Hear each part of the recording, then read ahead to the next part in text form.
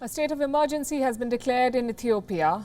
Communications, transport, public gatherings, they've all been suspended. Local administrations are being disbanded. Military leaders are being installed in their place. Firearm licenses are being issued to civilians. Homes and businesses of suspects are being raided. Any citizen could be detained without a warrant now. Any citizen above 18 can be called to fight. Why? Because rebel forces have declared war on the government. Armed fighters from the Tigray region are marching towards the country's capital. They're coming with one aim: topple the government of Abiy Ahmed. His removal, the rebels say, is now a foregone conclusion. But the Prime Minister is unrelenting. He promises to put up a fight to quote-unquote bury the enemy with our blood. This pit, which is dug very deep, will be where the enemy will be buried, not where Ethiopia disintegrates. We will bury this enemy with our blood and bones and make the glory of Ethiopia high up again.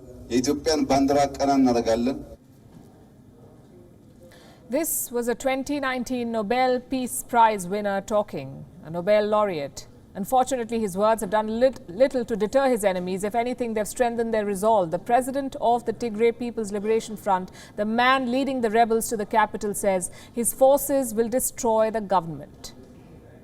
The warmongers decided to continue with the war, and we entered into this war because the only option we had is to destroy our enemies by force. The enemy has been engaged in large-scale war, moving all its force, but the result is destruction, loss, and a large number of deaths. It has been once again proved that the advance of our Tigray Defense Force is unstoppable. So far, the capital has been relatively calm, but the residents are worried about what lies ahead. They fear Addis Ababa could meet the fate of other Ethiopian cities. We do not want the fate of Dessie here in Addis Ababa. Some insurgents have entered the capital. We need to identify them, otherwise I do not doubt that what happened in Dessie will happen in Debre Berhan and Addis Ababa. These people are eating and drinking with us, and they are enemies of Ethiopia, and they need to be dismissed. And to do that, all of us need to cooperate with the state of emergency accordingly. It worries me a lot because Dessie and Kombolcha are near Addis Ababa. They travel many kilometers to get there. I think they will control Addis Ababa as well.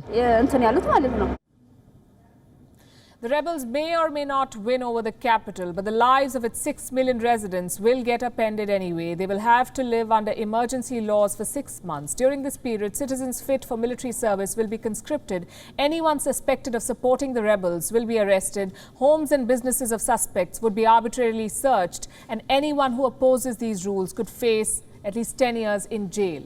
The government says these measures are necessary because the rebel offensive is the most decisive yet. Look at this map on the screen. 2 important towns near the capital have fallen to the rebels. They're located just 380 kilometers away from Addis Ababa. The rebels are closing in on the capital, and they won't be alone to do so. They have support of smaller rebel groups like the Oromo Liberation Army. This group too wants Abiy Ahmed gone. So it is assisting the Tigrayan rebels in their fight. Which side is the world supporting? The government or the rebels? Honestly, it's hard to take a side. This conflict is way too complicated. Both sides have tortured and killed civilians. Both have been found guilty of war crimes. The United Nations says it's tough to pin the blame on any one side.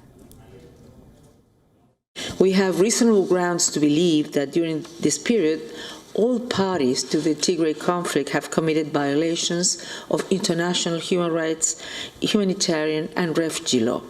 Some of these may amount to war crimes and crimes against humanity. Civilians in Tigray have been subjected to brutal violence and suffering.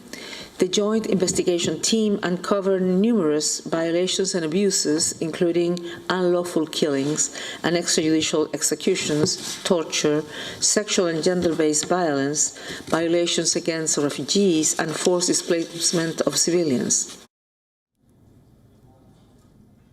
It's a senseless war.